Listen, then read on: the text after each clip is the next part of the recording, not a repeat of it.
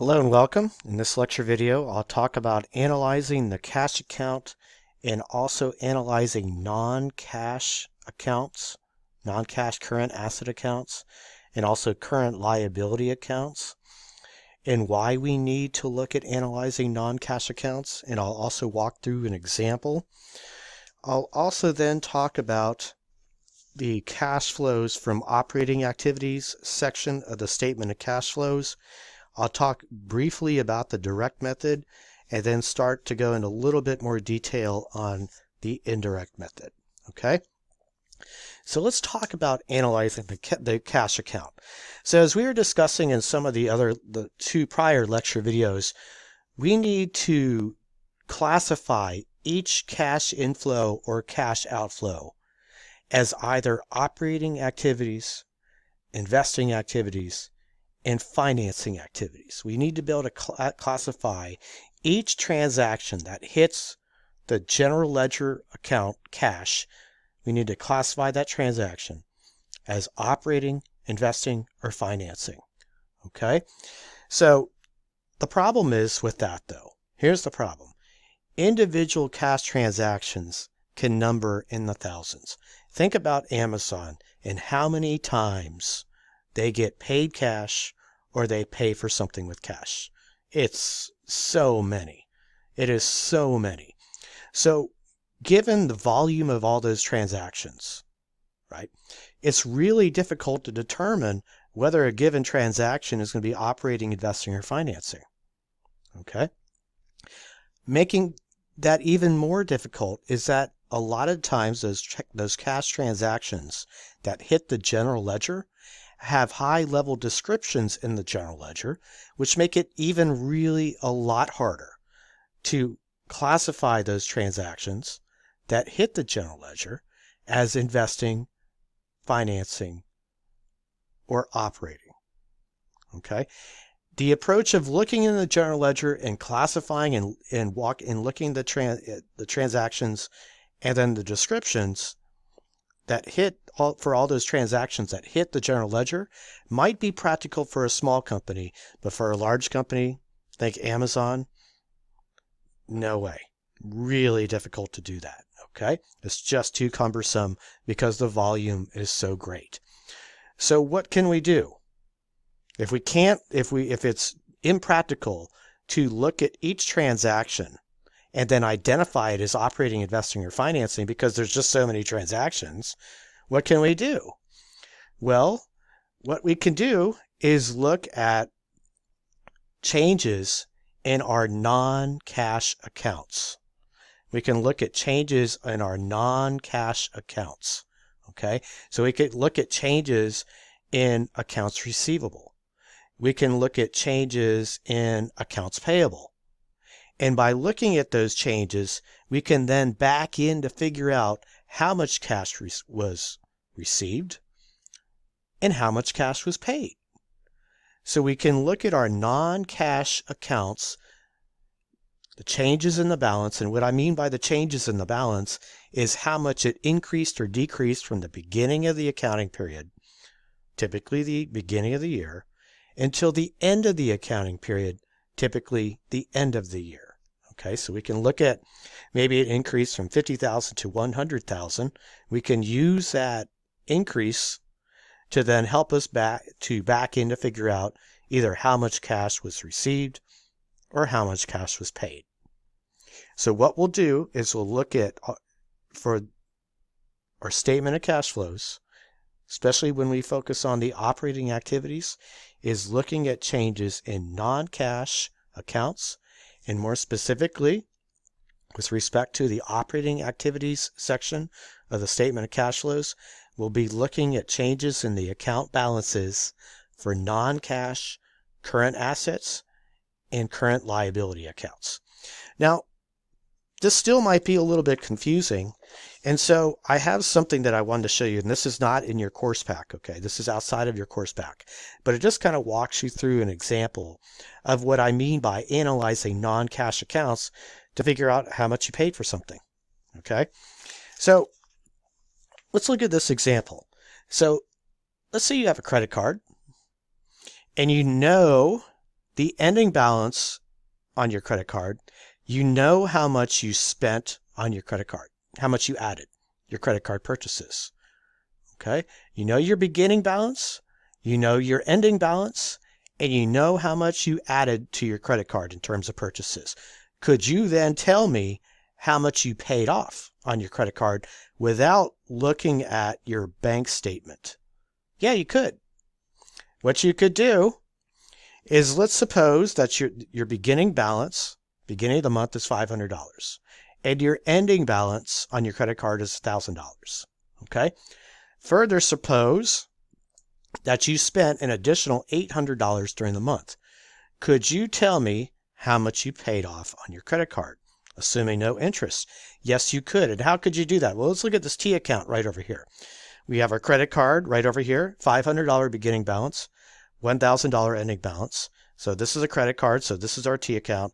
The credit side is our liabilities. So we have our $500 here, which was given to us, right?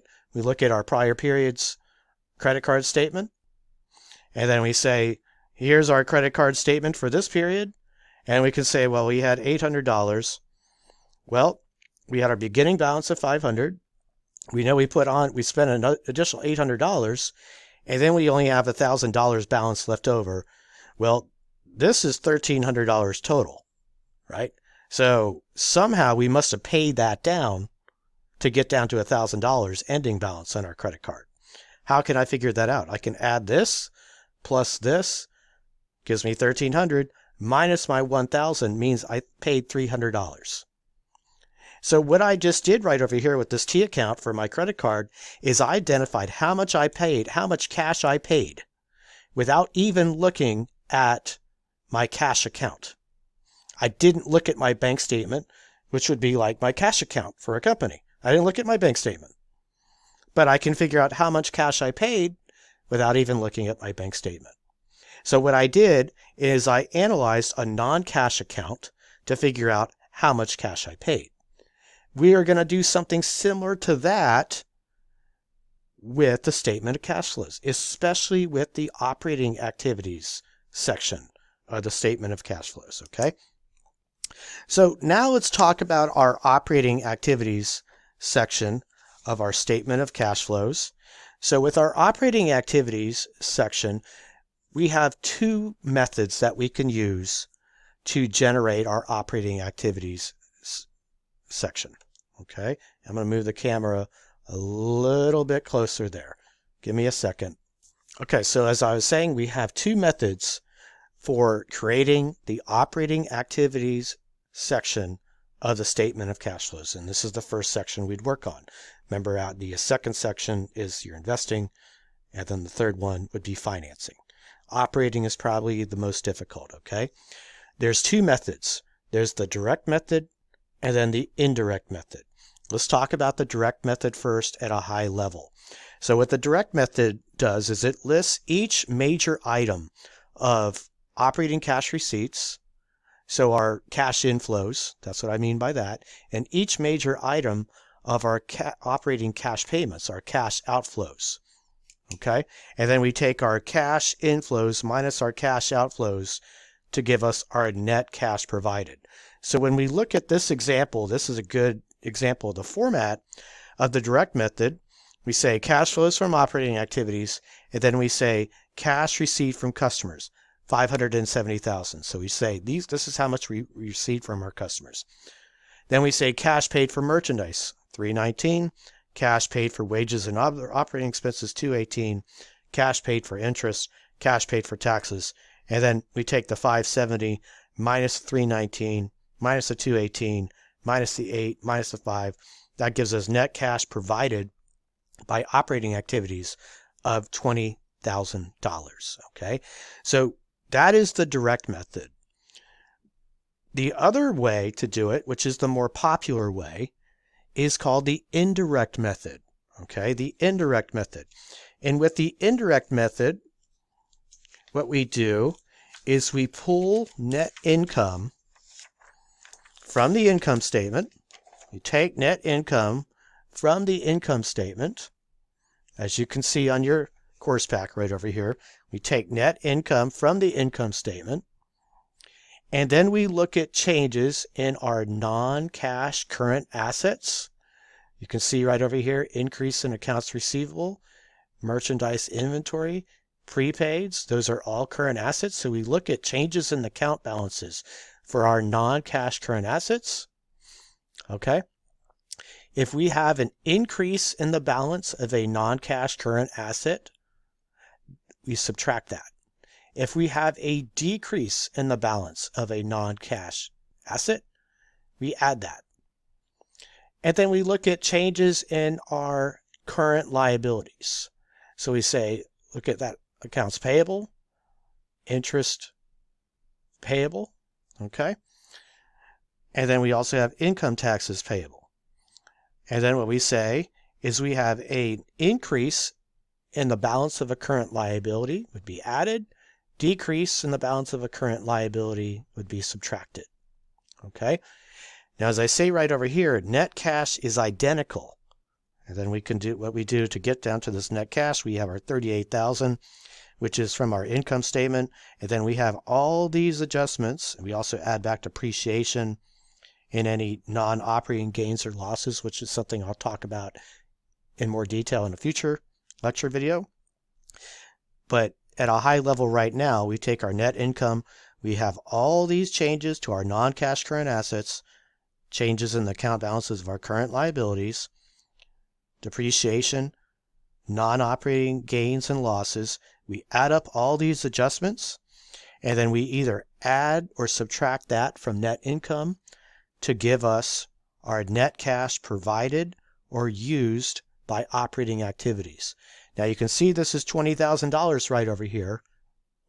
That is the same as the $20,000, which was what we had from using the direct method. So net cash provided or used between the direct method and the indirect method is the same, but the way you go about it is different. Okay? So the indirect method is more commonly used because it's easier, and FASB, the Financial Accounting Standards Board, recommends the direct method, doesn't require it, and so a lot of companies prefer to use the indirect method. Okay, so again, just to summarize, two different ways to develop the operating activities section of the statement of cash flows: the direct method, which directly lists each major item. It lists each cash flow and cash outflow at a high level like that. Cash received from customers, cash paid for merchandise, so on and so forth. We take our cash inflows minus our cash outflows to give us our net cash provided or used. The indirect method, on the other hand, takes net income and adjusts it to get down to net cash provided or used. In those adjustments, we look for changes in the balances of our current assets, current liabilities.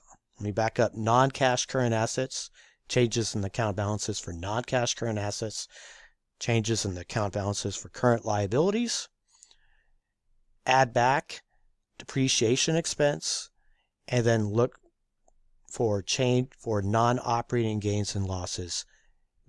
These are all adjustments to net income, and then we either add or subtract those from net income to get our net cash provided or used by operating activities. Okay, so I'm going to go ahead and stop this lecture video, and then in the next lecture video I'm going to walk through a detailed example of the indirect method. Okay, thanks.